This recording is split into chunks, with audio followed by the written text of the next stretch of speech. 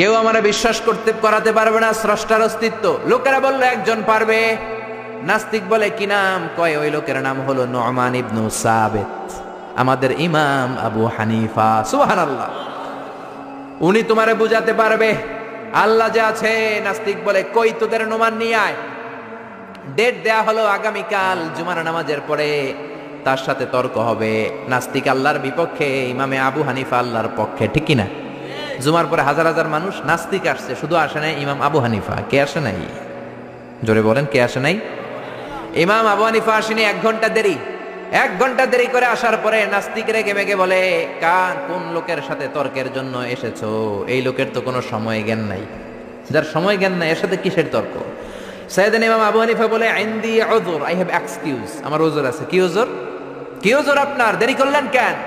সাইয়েদনা ইমাম আবু হানিফা বললেন, আমি ঘর থেকে বের হলে একটা নদী পড়ে, ওই নদীটা পার হয়ে আসতে হয়। নদীর সামনে গেলাম, আগে আগেই বের হয়েছি, কিন্তু নদীর সামনে কোনো নৌকা নাই, মানুষ নাই, মাঝি নাই, কিভাবে আসব?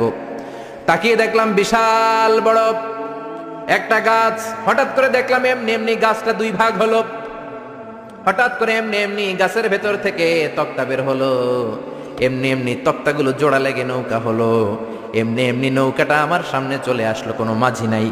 উঠে বসলাম, মাঝি ছাড়া নৌকাটা এমনি এমনি সা করে টান মেরে আমার ওই পারে নিয়ে গেল। নাস্তিক কয়, তগো ইমাম ডাইল খাইছে। কি খাইছে? মাথা ঠিক নাই। কি বলে? এমনি এমনি নৌকা হয় নাকি? এমনি এমনি তক্তা হয় নাকি? কোন মিস্ত্রি ছাড়া গাছ কাটে নাকি? সাইয়েদনা ইমাম আবু হানিফা বললেন, এই তো লাইনে আসছেন। এমনি এমনি গাছ কাটে তক্তা হয় না, এমনি এমনি করাত ছাড়া গাছ কাটে না, এমনি এমনি মাঝি ছাড়া নৌকা চলে না। তাহলে পৃথিবীটা কেমন করে এমনি এমনি চলে? কেমন করে আকাশ হলো? কেমন করে সাগর হলো? কেমন করে নভমণ্ডল ভূমণ্ডল হলো? এমনি এমনি। যুক্তি আছে না নাই? এবার নাস্তিক কয়, খাইছে, এটা তো ভাবি নাই। এই ছোট্ট জিনিসটা আমি মানি না। এমনি এমনি গাছ হবে, তক্তা হবে, নৌকা হবে, মাঝি ছাড়া নৌকা চলবে, এমনি এমনি আমি মানি না। কিন্তু নভমণ্ডল এমনি এমনি হলো, বিগ ব্যাং থিওরি এমনি এমনি হলো, সুপারনোভা এমনি এমনি হলো, ব্ল্যাক হোল গ্যালাক্সি এমনি এমনি হলো, এটা কেমন করে মানি? মাথার মধ্যে ঘুরপাক খাচ্ছে, চিন্তার জগতে নাড়া পড়েছে। হঠাৎ ভেবে দেখে আমার তো আস্তিক হওয়া ছাড়া আর কোনো উপায় নাই। নু'মান ইবনে সাবিতের পায়ে পড়ে বলে, ও আল্লাহর ওলি নু'মান ইবনে সাবিত, ইমাম আবু হানিফা, আসলেই আপনি বড় একজন ইমাম, আর তর্কের কোনো দরকার নাই। হাজার হাজার মানুষকে সাক্ষী রেখে আমি আপনার হাতে হাত রেখে পড়ব, লা ইলাহা ইল্লাল্লাহু মুহাম্মাদুর রাসূলুল্লাহ সাল্লাল্লাহু। এই নাস্তিক টাইপের যারা আছে এদের জন্য কিছু ডোজ আছে, এই সূরা ডোজ, মেডিসিন। কি আছে শুনবেন না? জিমায় পড়ছেন? তাকবীর দেন, লিল্লাহি তাকবীর। আল্লাহ বললেন, তাবারাকাল্লাযী বিয়াদিহিল মুলকু ওয়া হুয়া আলা কুল্লি শাইইন কাদির। তাবারাকাল্লাযী, মহান সে, সুমহান আল্লাহ, বিয়াদিহিল মুলক, ক্ষমতা তার হাতে, তার হাতে ক্ষমতা, ওয়া হুয়া আলা কুল্লি শাইইন কাদির, সবকিছুর উপর তিনি ক্ষমতাবান, যাই চান তিনি তাই করতে পারেন। ফাআলুল লিমা ইউরিদ। আল্লাহ বললেন, তাবারাকাল্লাযী, আমি সুমহান, বিয়াদিহিল মুলকু, ক্ষমতা তার হাতে। কার হাতে? সবাই বলেন নাকি আপনাদের হাতে? কিন্তু আপনারা তো বলেন আপনাদের হাতে, বলেন না? জনগণ সকল ক্ষমতার উৎস। রিকশার টায়ার পাংচার হলে আমরা লাফ দিয়ে উঠি, কারণ আমি ক্ষমতার উৎস। টায়ার পাংচার হলে লাফ দেই কি দেই না? আমি কত দিছি? আমি তো রাতে রাতে এক জেলা থেকে আরেক জেলায় ঘুরি, প্রায় রিকশার টায়ার পাংচার, ট্রাকের টায়ার পাংচার, লাফ দিয়ে উঠি, কারণ আমরা ক্ষমতার উৎস। কপাল পোড়ায় জাতি, তুমি কেমন করে ক্ষমতার উৎস হও? 2 বার যদি তোমার ডায়রিয়া হয়, 3 বার তোমার চেহারার দিকে তাকানো যায় না, কাই মইরা যাই, মরসকে, তুই না ক্ষমতার উৎস? 5 বার যদি টয়লেটে যায়, 6 বারের বেলা সবার কাছে মাপ চায়, মাফ করে দিয়ে আমি মনে হয় বাঁচবো না। বাঁচবি না কেন? তুই তো ক্ষমতার উৎস, তুই আজীবন বাঁচবি। আহা, কপাল পোড়া। ক্ষমতার উৎস একজন, তিনি কে? আল্লাহ হলেন ক্ষমতার উৎস, আপনি ক্ষমতার উৎস নন।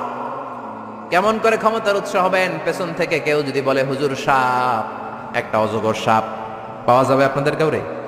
দৌড়, চারদিকে ছুটবে সবাই। আপনারা দৌড় দেন আর না দেন, আমি দিমে দিক দিয়া দৌড়। কারণ চাচা আপন প্রাণ, আগে জান বাঁচা এরপরে বাস করুন, ঠিক কিনা?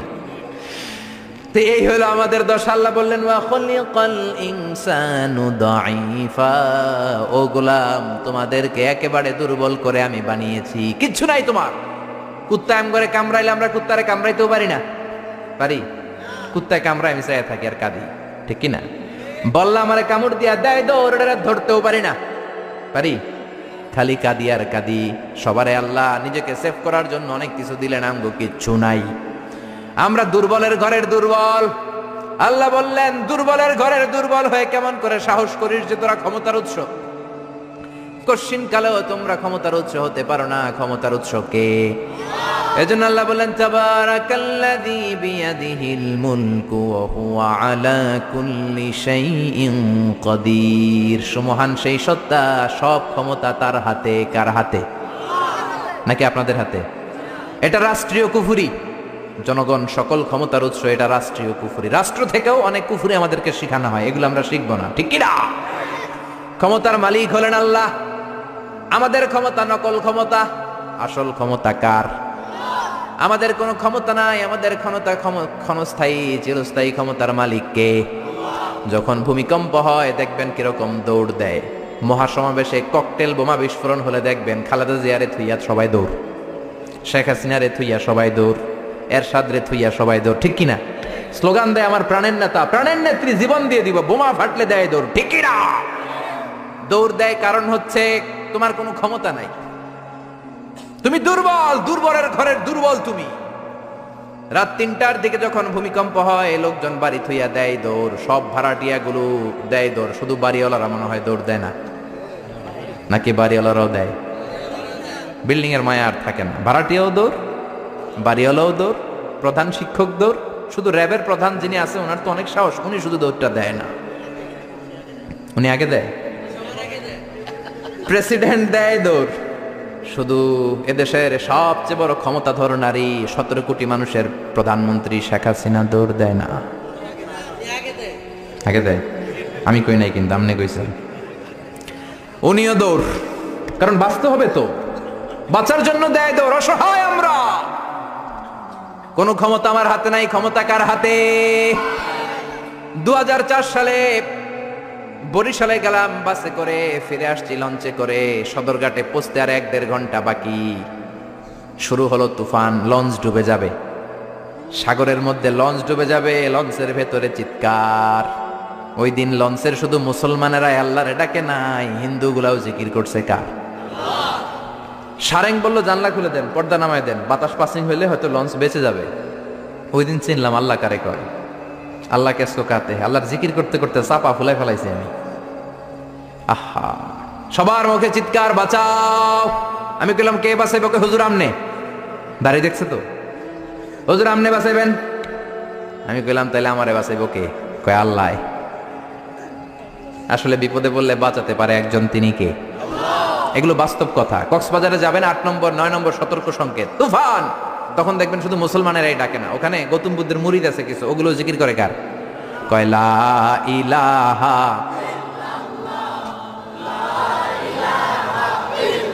লা ইলাহা ইল্লাল্লাহু মুহাম্মাদুর রাসূলুল্লাহ সাল্লাল্লাহু। ডোনাল্ড ট্রাম্প সবচেয়ে বড় ক্ষমতাশালী ব্যক্তি, ঠিক কিনা? সব ক্ষমতা তো ওর হাতে, তাই না? ডোনাল্ড ট্রাম্প তো ক্ষমতার উৎস হওয়া উচিত। ও কি ক্ষমতার উৎস? আপনারা দেখেছেন কিনা জানি না, ইউটিউবে একটা ভিডিও দেখা যায়, সে বক্তব্য দিচ্ছে একটা অডিয়েন্সের সামনে। হঠাৎ বিউ গলে একজন লোক বাঁশি বাজাইছে ওরে ভয় দেখানোর জন্য, ব করে আওয়াজ করছে, লাফ দিয়ে উঠছে একটা। ওর স্পেশাল সিকিউরিটি ফোর্স চারদিকে এমনি ধরছে, স্যার আমরা আছি। তারপরে সে শান্ত হয়েছে। যারা ভিডিওটা দেখেছেন তারা বুঝবেন কত অসহায় তারা, ঠিক কিনা? যত বড় ক্ষমতার অধিকারী হন। গত বছর আমাদের প্রধানমন্ত্রী শেখ হাসিনার একটা ব্যক্তিগত বিমান নামতে পারছিল না, ফ্লাইং মিস্টেক বা গোলযোগের কারণে। ওই বিমানটা 33টা চক্কর মেরেছে, আমি পত্রিকায় পড়েছি, নামতে পারে না। স্পেশাল সিকিউরিটি ফোর্স বলল because of some flying mistake we can't land now, honourable prime minister. আমাদের বিমান একটু সমস্যা হচ্ছে, আমরা নামতে পারতেছি না। 33টা চক্কর মারা লাগছে বিমানটা ঠিক করতে। যখন বিমানের ভেতরে প্রধানমন্ত্রী বসা আর ওনাকে নিউজ দেওয়া হলো বিমান নামতে পারতেছে না, সমস্যা, উনি জিকির করছে কার? জোরে বলেন। এত ক্ষমতা। বিপদে বললে একজনের ডাকি, তিনি কে? আল্লাহ বললেন, তোদের ক্ষমতা ক্ষণস্থায়ী ক্ষমতা, চিরস্থায়ী ক্ষমতার মালিক হলাম আমি আল্লাহ। তাবারাকাল্লাযী বিয়াদিহিল মুলকু ওয়া হুয়া আলা কুল্লি শাইইন কাদির। সুমহান সেই সত্তা যার হাতে ক্ষমতা, ক্ষমতা কার হাতে? খেয়াল করে বুঝেন, এই পৃথিবীতে অনেক দেশের মানুষ, অনেক দেশে প্রধানমন্ত্রী প্রেসিডেন্ট ক্ষমতায় 5 বছরের জন্য বসে কি বসে না? অনেক দেশে 10 বছরের জন্য বসে কি বসে না? আমার আল্লাহ তো 10 বছরের জন্য বসছে নাকি? 15 বছর, 20 বছর, 100 বছর, কত বছর? চির ক্ষমতার মালিক তিনি না? আল্লাহ ভালো জানেন, আমরাও জানি। আল্লাহ বলে দিছে, হুয়াল আউয়ালু ওয়াল আখিরু ওয়াল যাহিরু ওয়াল বাতিন ওয়া হুয়া বিকুল্লি শাইইন আলিম। তিনি প্রথম, তিনি শেষ, তিনি প্রকাশ্য, তিনি গোপন। আল্লাহ বলেন, আমি অনাদিকাল থেকে ক্ষমতার চেয়ারে বসা, অনন্তকাল পর্যন্ত থাকবো। ঠিক কি না? তোমাদের মতো 5 বছরের 10 বছরের টার্মে আমি ক্ষমতায় বসি নাই। আমি আল্লাহর ক্ষমতা চিরকালের ক্ষমতা। ঠিক কিনা? চিরকাল ক্ষমতার চেয়ারে বসা। আবার এই পৃথিবীতে অনেকে ক্ষমতায় আসলে ডেমোক্রেটিক সিস্টেমে আসে, ভোটে জিতে। আল্লাহ তো ভোটে জিতে আসছে, তাই না? আবার এই পৃথিবীতে অনেক দেশে স্বৈরাচারী পদ্ধতিতে ক্ষমতার চেয়ারে অনেকে বসে কি বসে না? আল্লাহ কি স্বৈরাচারী পদ্ধতিতে বসছে নাকি? আবার অনেক দেশে মোনার্কি সিস্টেম, মানে রাজার পোলা রাজা, আল্লাহর বাবা রাজা ছিল তাই আল্লাহ রাজা। হ্যাঁ, আল্লাহ এভাবে রাজা? আল্লাহ বললেন না, কুল হুয়াল্লাহু আহাদ আল্লাহুস সামাদ লাম ইয়ালিদ ওয়া লাম ইউলাদ। আমি জন্ম কাউরে দেই নাই, কারো থেকে জন্ম নেই নাই, আজীবন আমি ক্ষমতার চেয়ারে বসা। ঠিক কি না? আবার পৃথিবীতে দেখা যায় ভালো একটা আন্দোলন করলে ক্ষমতা থেকে নামানো যায় কি যায় না? আমি মিশরে ছিলাম, প্রেসিডেন্ট ছিল জামাল আব্দুল নাসের অনেক আগে। আমি যখন ছিলাম, প্রেসিডেন্টের নাম ছিল হোসনি মুবারক। বিশাল একটা আন্দোলন হলো, ক্ষমতা থেকে নেমে গেল। তার মানে চরম আন্দোলন করে অনেককে ক্ষমতার চেয়ার থেকে নামানো যায়। ঠিক কিনা?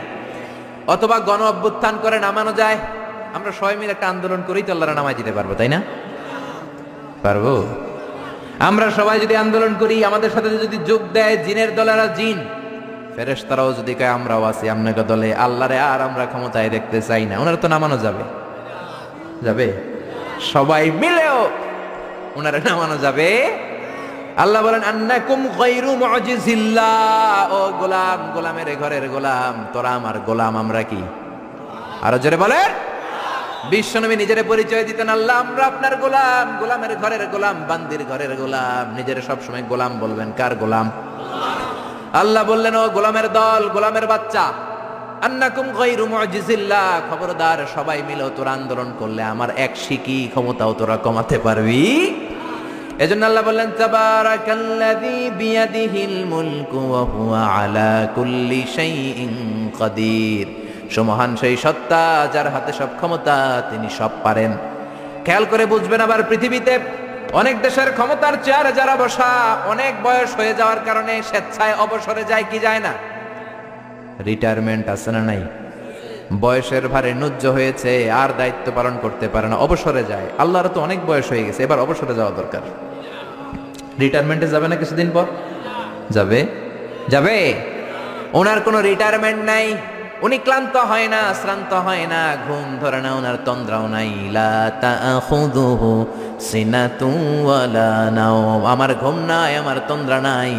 আবার বললেন, ওয়ালা ইয়াউদুহু হিফযুহুমা ওয়া হুয়াল আলিয়্যুল আযীম। আকাশ জমিন নিয়ন্ত্রণ করতে আমি আল্লাহ বিন্দু মাত্র ক্লান্ত হই না। সুবহানাল্লাহ। বোঝা গেল এই ক্ষমতাটা আল্লাহর চিরদিনের কর্তৃত্ব, পাওয়ার, সভরাইনিটি, অথরিটি, আজীবনের জন্য। ঠিক কি না? সে আল্লাহ বললেন, গোলাম, তাবারাকাল্লাযী বিয়াদিহিল মুলকু ওয়া হুয়া আলা কুল্লি শাইইন কাদির। ক্ষমতা আমার হাতে, আমি ক্ষমতার চেয়ারে বসাই আবার নামাই। যারা এখন গোটা বিশ্বের ক্ষমতার চেয়ারে আছে, বসিয়েছে কে? কুলিল্লাহুম্মা মালিকাল মুলকি তুতিল মুলকা মান তাশাউ ওয়া তানজিউল মুলকা মিম্মান তাশা ওয়া তুইজ্জু মান তাশাউ ওয়া তুযিল্লু মান তাশাউ বিয়াদিকাল খায়র ইন্নাকা আলা কুল্লি শাইইন কাদির। ও আল্লাহ, আপনি ক্ষমতার মালিক, যারা চান ক্ষমতা দেন, যারা চান ক্ষমতা থেকে নামান। ডোনাল্ড ট্রাম্প আমেরিকার ক্ষমতার চেয়ারে বসিয়েছে কে? আবার গাদ্দারি করলে লাথি মেরে নামায় দিতে পারে কে? ওই আল্লাহ বললেন ক্ষমতার মালিক আমি। কোনোদিন বলবি না যে তোরা ক্ষমতার মালিক, আর বলবেন জনগণ সকল ক্ষমতার উৎস? বলবেন সকল ক্ষমতার উৎস কে? আমরা বললাম আল্লাহ, বুঝলাম আপনি ক্ষমতার মালিক, আর কিসের মালিক আমাদেরকে জানান। আল্লাহ বললেন আল্লাযী খালাকাল মাউতা ওয়াল হায়াতা লিয়াবলুয়াকুম আইয়ুকুম আহসানু আমালা ওয়া হুয়াল আজিজুল গফুর। আমি এমন আল্লাহ, আমি জীবনের মালিক, মরণেরও মালিক। জীবনেরও মালিক, মরণেরও মালিক। তিনি কে? জীবন দেয় কে? মরণ দেয় কে? রব্বি আল্লাযী ইউহয়ী ওয়া ইউমীত। আমার আল্লাহ এমন আল্লাহ, তিনি জীবন দেন, তিনি মরণ দেন। আবার জীবন মরণের মাঝখানে তিনি একটা জিনিস রেখেছেন যেটার নাম হলো রূহ। নাম কি? সবাই বলেন। রূহ দেখছেন তো না আপনারা? কে কে দেখেছেন? দাদা যখন মরে গেছিল দেখছেন কোন দিক দিয়ে বের হয় রূহটা? দাদি যখন মরছে কোন দিক দিয়ে বের হয় দেখছেন? আব্বা যখন মরছে কোন দিক দিয়ে বের হলো দেখেছেন নাকি? দেখা যায় না।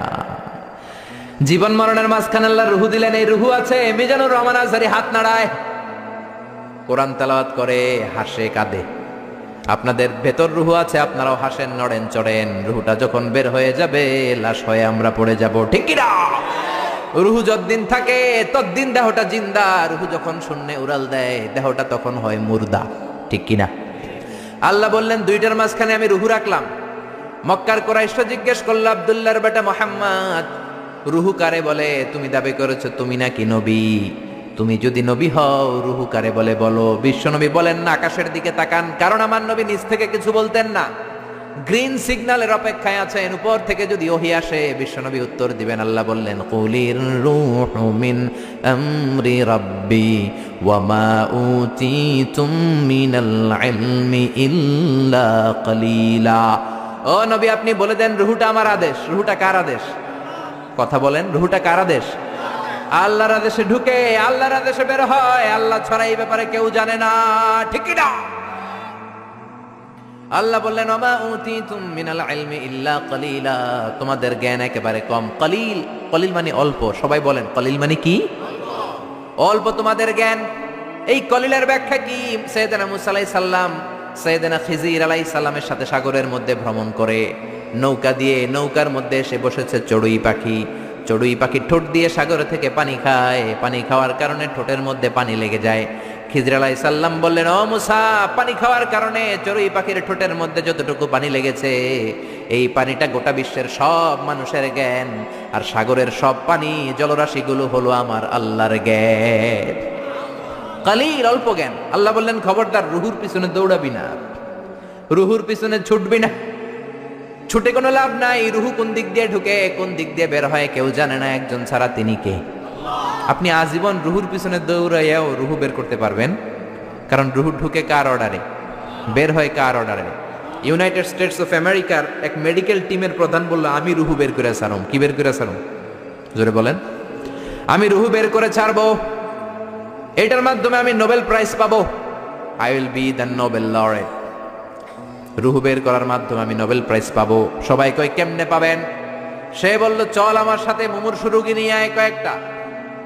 আইসিইউর মধ্যে ভর্তি। আইসিইউ বুঝেন তো, ইন্টেনসিভ কেয়ার ইউনিটে থাকে, এরকম মাস্ক পরা, অক্সিজেন নেয়, ছাড়ে কৃত্রিম ভাবে। নিয়ে আয় কয়েকটা। গ্লাস ফিটিং করা রুমের ভিতরে ঢুকানো হলো। বলল চেক হিজ বিপি। ওর বিপি মাপ। বিপি মানে ব্লাড প্রেশার। মাইপা দেখে বিপি আছে, ধাক্কা মারে না, ধপ ধপ ধপ। যতদিন বেঁচে আছি ধাক্কাটা আছে না নাই? এই দমটা আছে না নাই? দমটা চলে গেলে আপনি বাঁচবেন? কি হইবেন? ঠুস হবেন, ঠিক কিনা? হায় রে মানুষ রঙিন ফানুষ, দম ফুরাইলে তবু তো ভাই কারোরই নাই একটুখানি। হায় রে মানুষ রঙিন ফানুষ, রঙিন ফানুষ, হায় রে মানুষ। আল্লাহু আকবার। বিপি মাপ, বিপি চেক করে দেখে লোকটা বেঁচে আছে। ব্লাড প্রেসার ধাক্কা দেয়।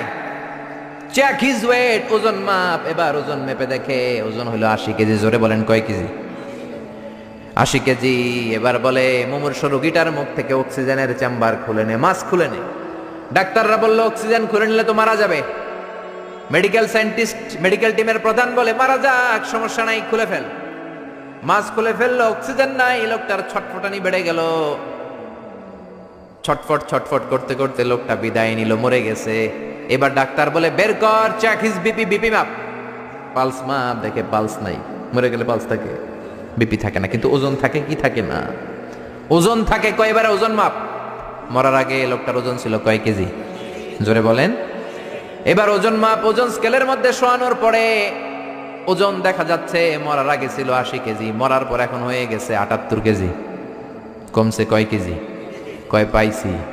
সবাই কয় কি পাইছেন? কয় রুহু পাইছি। কয় কই পাইছেন? কয় মরার আগে ছিল 80 কেজি, মরার পর 78 কেজি, 2 কেজি নাই। যেইটা উড়াল দিছে ওইটাই 2 কেজি, এইটাই রুহু আমি পাইছি।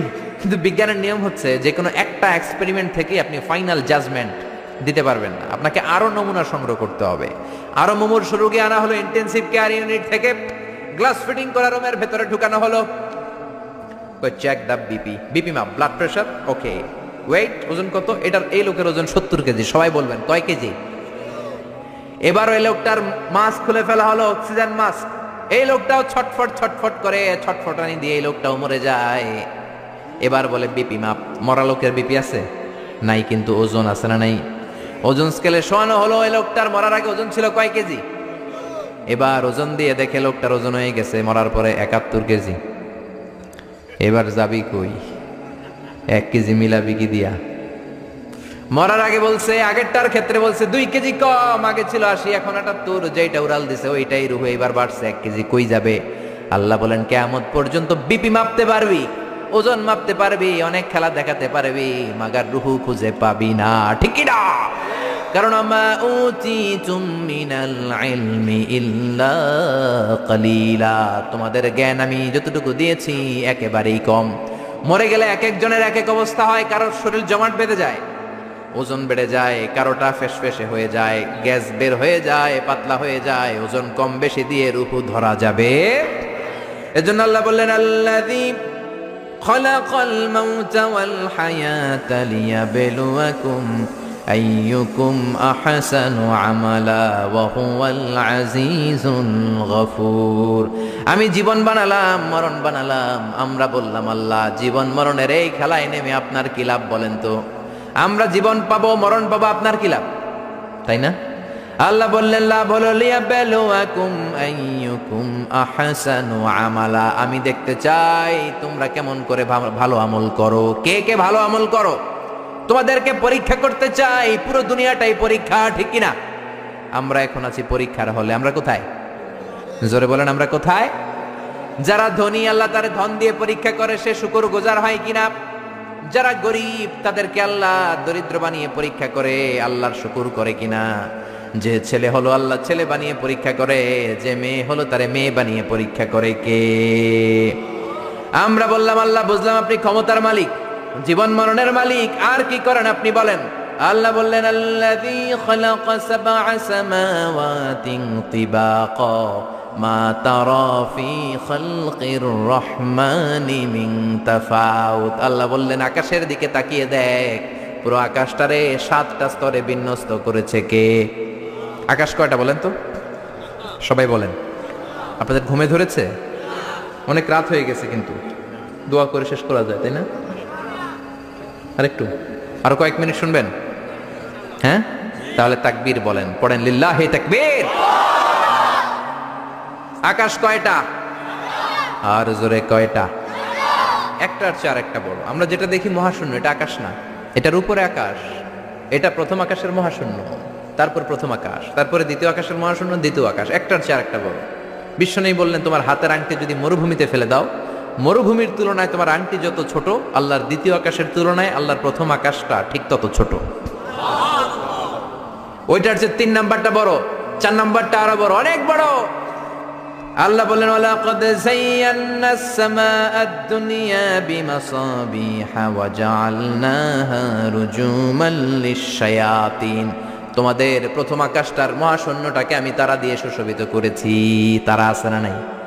রাতের বেলা তারার মেলা দেখতে সুন্দর লাগে কি লাগে না? এই ছোট্ট ছোট্ট এরকম দেখা যায় না? তারাগুলো তো সাইজে এতটুকু না? এতটুকু কয়? এতটুকু আসলে কি এতটুকু? এই যে আকাশ দিয়ে বিমান যায় এতটুকু দেখা যায়, এইভাবে ধরা যায়, মনে হয় আমি নিজেই ধরতে পারবো। আসলে কি ধরতে পারবো? ভিতরে আছে 300 লোক, ঠিক কিনা? দূরে থাকার কারণে ছোট দেখা যায়। এই তারাগুলো এত এত দূরে, এই জন্য ছোট লাগে, আসলে ছোট না। এই সূর্য 9,30,00,000 মাইল দূরে, এই জন্য একটা রুটির মতো মনে হয়। কত দূরে? 9,30,00,000 মাইল। চিন্তা করতে পারেন, পৃথিবীর চেয়ে 13 লক্ষ গুণ বড়। তার মানে 13 লক্ষটা পৃথিবী সূর্যের ভেতরে রাখার জায়গা আছে না নেই? তার মানে কি সূর্যই সবচেয়ে বড়? না, আরো আছে। প্রক্সিমা সেন্ট্রাই, আলফা সেন্ট্রাই এ, আলফা সেন্ট্রাই বি, ইটা ক্যারিনা, বেটেলজিউস, অভাব নাই। চলেন আমরা পৃথিবীর সবচেয়ে কাছের তারা থেকে একটু ঘুরে আসি। কে কে যাবেন? হাত তোলেন। 1 জন, 2 জন, 3 জন, 4 জন। বাহ, সাহস বাড়তেছে খালি। সবাই তোলে এখন। যাবেন সবাই? যান, আমি ওয়াজ করতেছি, আপনারা চলে যান। প্রথম তারাতে যান। আমার সাথে যাবেন? আচ্ছা, চলেন চলেন প্রথম তারাতে যাই। আমাদের সবচেয়ে কাছের তারার নাম প্রক্সিমা সেন্ট্রাই। এইটাতে আমরা সবাই মিলে যাব ইনশাআল্লাহ। কোন? আরে জান্নাতে গেলে কত তারা আঙ্গু পিছনে ঘুরবে, ঠিক কি না? এটা কত দূরে জানেন? 4.23 লাইট ইয়ার, 4.23 আলোকবর্ষ দূরে। তার মানে অনেক দূরে। এখন কি দিয়ে যাবেন এটা আপনারা ডিসাইড করেন। কি দিয়ে যাবেন যারা যারা যাবেন? রিক্সায় যাবা? সব বোনা, সাহস তো কম না। প্লেনে? না, চলবে না, প্লেনে যাওয়া যায় না, মাধ্যাকর্ষণ শক্তি ভেদ করা যায় না। রকেট লাগবে, স্পেস শাটল, মহাকাশ যান লাগবে, স্পেস ক্রাফট। স্পেস ক্রাফট বুঝতে কঠিন হলে আমি বলবো রকেট। রকেট দিয়ে আমরা যাব। সবচেয়ে দ্রুত যে রকেটটা দিয়ে বিজ্ঞানীরা গিয়েছিল চাঁদে, অ্যাপোলো 11 এটার নাম, চাঁদে নেমেছে 1969 সালে। Neil Armstrong, Edwin Aldrin, Michael Collins এরা গিয়েছিল। এবার আমরা যাব। কোথায় যাব? পৃথিবীর সবচেয়ে কাছের তারা প্রক্সিমা সেন্ট্রাইতে যাব, 4.23 লাইট ইয়ার দূরে। এই যানবাহনটা কত দ্রুত চলে এটা একটু শোনেন।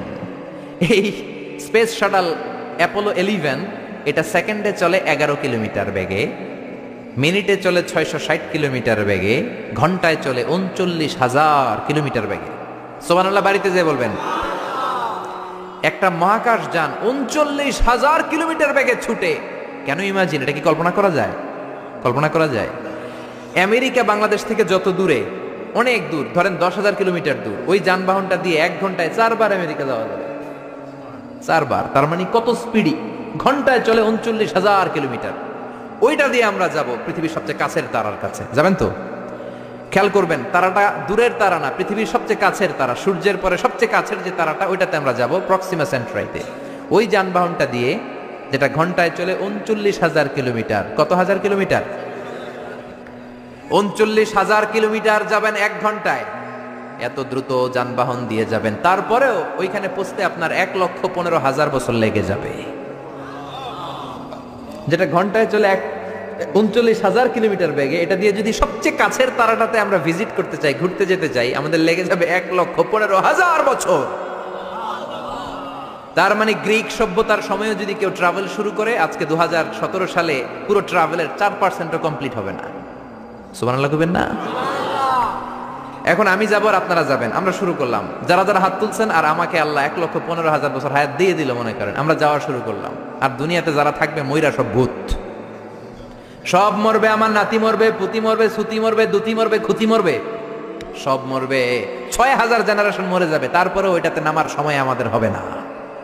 6,000 জেনারেশন চলে যাবে, 6,000 প্রজন্ম শেষ হয়ে যাবে, তারপরে ওখানে নামা আমাদের তখনও সময় হবে না। চিল্লায় বলেন আল্লাহু আকবার।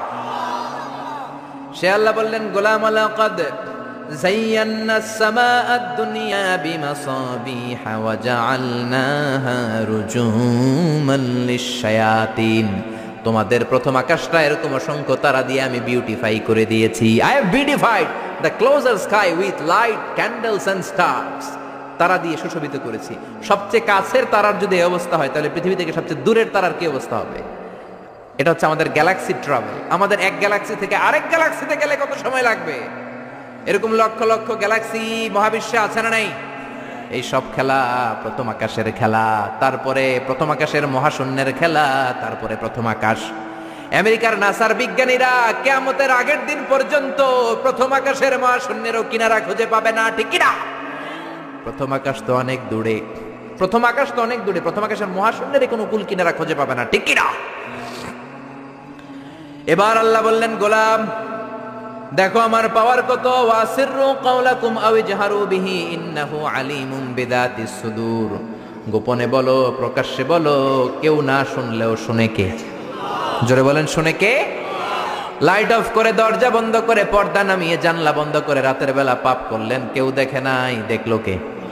কেউ যেটা দেখে না, দেখে কে? কেউ যেটা শোনে না, শোনে কে? কেউ যেটা পারে না, পারে কে? সব দেখেন, সব জানেন, সব দেখেন তিনি। সবার চোখ ফাঁকি দিতে পারবেন। শিক্ষকের চোখ ফাঁকি দিয়ে ছাত্রগুলো বের হয়ে যায়, বাবা মায়ের চোখ ফাঁকি দিয়ে বয়ফ্রেন্ডের সাথে দেখা করার জন্য মেয়েগুলো বের হয়ে যায়, পুলিশের চোখ ফাঁকি দিয়ে লোকজন অন্যায় করে, র্যাবের চোখ ফাঁকি দেয়, বিমানবন্দরের কাস্টমস অফিসারের চোখ ফাঁকি দেয়, পরীক্ষার হলে ছাত্ররা ম্যাজিস্ট্রেটের চোখ ফাঁকি দেয়, কিন্তু আল্লাহর চোখ ফাঁকি দেয়া যায় নাকি? লা তুদরিকুহুল আবসার ওয়া হুয়া ইউদরিকুল আবসার ওয়া হুয়াল লাতীফুল খাবীর। কোন চোখ আমারে দেখে না, আমার চোখ দুনিয়ার সবাইরে দেখে। তিনি কে? আবার আল্লাহ বললেন হুয়াল্লাযী জাআলা লাকুমুল আরদা যালুলান, আল্লাহ তোমাদের জন্য জমিনটারে বানিয়েছেন জালুল। জালুল মানে হলো ফিরাশ, মানে বিছানা। আল্লাযী জাআলা লাকুমুল আরদা ফিরাশা, আল্লাহ তোমাদের জন্য জমিনটাকে বিছানা বানিয়েছেন। এই যে বিছানার মতো না জমিনটা, উঁচু নিচু হলে তো চড়তে পারতাম না, তাহলে গাড়ি নিয়ে এমনি ওঠা লাগতো একবার, এমনি একবার, আবার এমনি এমনি চালাইতে পারতাম? জোরে বলেন। ফ্ল্যাট, পৃথিবীটা ফ্ল্যাট করে দিলেন। বিমান থেকে দেখা যায়, আজকে সকালে তো বিমানে ছিলাম, নিচে তাকিয়ে দেখি শুধু নদী, ওই যে রাজশাহী থেকে আপনার পদ্মা নদীটা যে ক্রস করে ওটাও দেখা যায়, খুব সুন্দর। আর মনে হয় এক একটা জমিন কার্পেটের মতো এরকম সুন্দর করে রেখেছেন কে? সে আল্লাহ বললেন নাস্তিকের দল, আমারে চাও, আমারে দেখো না, আমারে খুঁজে পাও না, বিমান থেকে নিচের দিকে তাকাও, সবুজ কার্পেটিং এর সৌন্দর্যটা দেখো, সেখানে আমি আল্লাহরে তুমি খুঁজে পাবা। ঠিক কি না? এরপর আল্লাহ দুইটা ধমক দিলেন, আমিনতুম মান ফিস সামাই আন ইউরসিলা আলাইকুম হাসিবা ফাসাতালামুনা কাইফা নাযীর। ও বান্দা, নিচের দিকে ওয়াজাব, উপরে ওয়াজাব আছে না নাই? নিচে আযাব ওয়েট করতেছে। এই পৃথিবীর ভেতরে হচ্ছে আগুন, শুধু আগুন আর আগুন, কত যে আগুন আপনি কল্পনাও করতে পারবেন না। এই জন্য কোরআনে আল্লাহ বলেছে ওয়াল বাহারিল মাসজুর,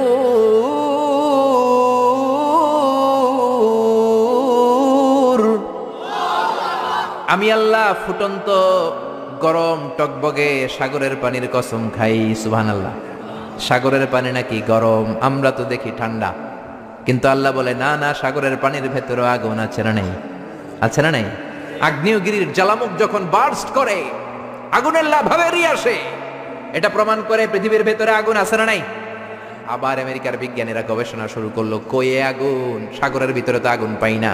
চলে গেল প্রশান্ত মহাসাগরে, সবচেয়ে গভীর জায়গার নাম পুয়ের্টো, 33,000 ফিট। কয় পাইপ আন পাইপ ঢুকা, পাইপ ঢুকাতে শুরু করলো। নেভাল একাডেমি থেকে বিশাল জাহাজ এনে পাইপ ঢুকায়, আগুন বের করবে। পাইপ ঢুকাতে ঢুকাতে তারা পেল আগ্নেয়গিরির, প্রথমে পেল পাললিক শিলা, পাললিক শিলার স্তর, রূপান্তরিত শিলার স্তর, এরপরে আগ্নেয়গিরির শিলার স্তর। নেভাল একাডেমির চিফ বলে আরো পাইপ ঢুকাতে ঢুকাতে প্রশান্ত মহাসাগরের মাঝখানে পুয়ের্টো রিকো প্রায় 33,000 ফিট গভীর ঢুকানোর পরে তারা দেখে না, পাইপ যতই ঢুকানো হয় পাইপগুলো গলে গলে পানি হয়ে যায়, পাইপগুলো গলে গলে মুহূর্তের মধ্যে হাওয়া হয়ে যায়, কোনো পাইপই খুঁজে পাওয়া যায় না। সুবহানাল্লাহ পড়ে। তার মানে ভিতরে আগুন আছে না নাই? প্রমাণ হলো আগুন আছে। এবার জানতে চাইলো আগুনটা কি মানের, আগুনটা কেমন পাওয়ারফুলি, এটা দেখতে চাই। এবার চিফ বলল ফায়ার প্রুফ পাইপ নিয়ে আসো। কি প্রুফ? জোরে বলেন। ফায়ার প্রুফের পাইপ। কি পাইপ? জোরে বলেন না। ফায়ার প্রুফের পাইপ, যেটা ভিতরে ঢুকালে আগুনে গলবে না। নেভাল একাডেমি এবার আমেরিকা থেকে আনলো ফায়ার প্রুফের পাইপ। দেখি তো আগুনটা কি মানের, কত ডিগ্রি সেলসিয়াসের।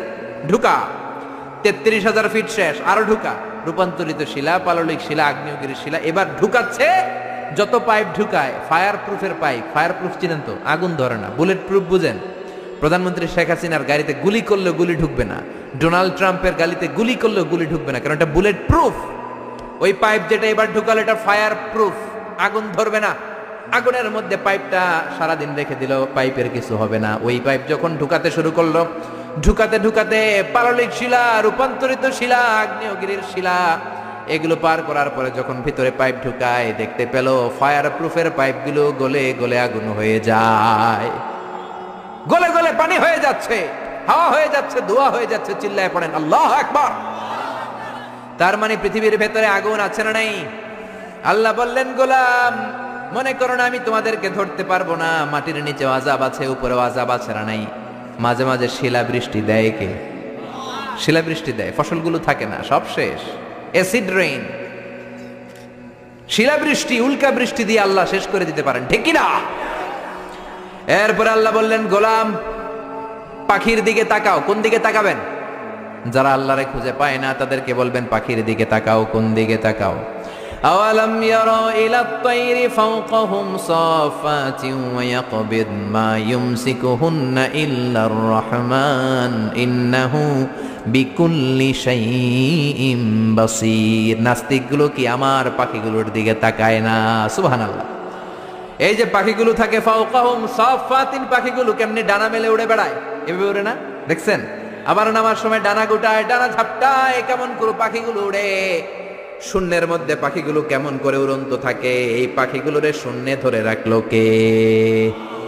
আল্লাহ ধরে রেখেছে। কেউ ওদেরকে শিখায় নাই, শিখিয়েছে আল্লাহ। হাঁসের বাচ্চাগুলো জন্মের পরে পানিতে নেমে যায়, সাঁতার কাটতে শুরু করে দেয়, পা নাড়ায়, পাখা নাড়ায়। কে হাঁসের বাচ্চারে শিখালো যে এমনি সাঁতার কাটবি? কে শিখাইছে? গাভীর পেট থেকে বাছুর বের হয়, দাঁড়ানোর পরেই মায়ের ওই গাভীর ওলানের মধ্যে ঢু মারে কি মারে না? কে ওরে বললো এদিকে গুতা মারলেই তোর রিজিক বেরোবে? সুবহানাল্লাহ কইবেন না?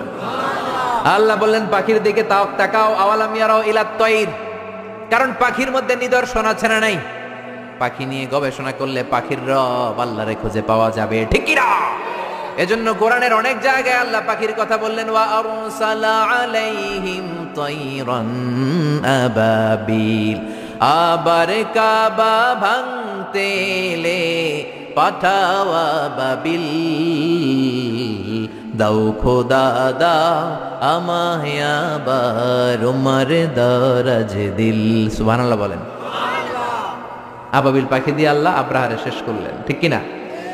এরপর সাইয়েদনা সুলাইমান আলাইহিস সালামের একটা পাখি ছিল, নাম কি? হুদহুদ। ওয়া তাফাক্কাদাত তায়রা ফাকালা মালি লা আরাল হুদহুদ। পাখি কই? ওইটার জুমিং পাওয়ার এত বেশি ছিল পাখিটার চোখে।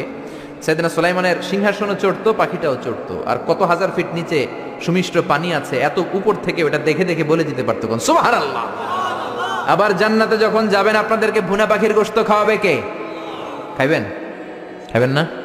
ওয়ালাহামি তায়রিম মিম্মা ইয়াশতাহুন। এমন চমৎকার পাখির ভুনা গোশত আল্লাহ খাওয়াবে, তোমাদের আত্মা ঠান্ডা হয়ে যাবে। সুবহানাল্লাহ। পাখির ভুনা গোশত দুনিয়াতে খাইছেন? দুনিয়ার ভুনা গোশতের মতো নাকি জান্নাতের ভুনা? ওই যে ভুনা গোশতের কথা শুনে জিহ্বায় পানি আসছে অনেকের। কত পাখির কথা আল্লাহ কোরআনে বললেন। আল্লাহ বললেন, আওয়ালাম ইয়ারাও ইলা তায়র, don't they see to the birds. পাখির দিকে কি তারা তাকায় না? কি করে পাখিগুলো উড়ে? পাখির মধ্যে তো আমি নিদর্শন রেখেছি। এই পৃথিবীর সবচেয়ে ছোট্ট পাখিটার নাম হচ্ছে হামিং বার্ড। নাম শুনছেন? নর্থ আমেরিকাতে পাওয়া যায়। এটা যখন প্রাপ্তবয়স্ক হয় তখনই এটার সাইজ হয় মাত্র 3 ইঞ্চি। কয় ইঞ্চি? 3 ইঞ্চি। পৃথিবীর সবচেয়ে ছোট পাখি। পৃথিবীর সবচেয়ে ছোট পাখি। পৃথিবীর সব পাখিগুলো সামনের দিকে উড়ে, এই পাখি সামনে উড়ে, এট দ্য সেম টাইম পেছনে উড়ে। কোন পাখি এমনি উঠতেছে আবার পিছনে উঠতে দেখছেন? এই হামিং বার্ড সামনে উড়ে, পেছনে উড়ে। এই পাখিটা প্রতি সেকেন্ডে ডানা ঝাপটায় 80 বার। কয়বার?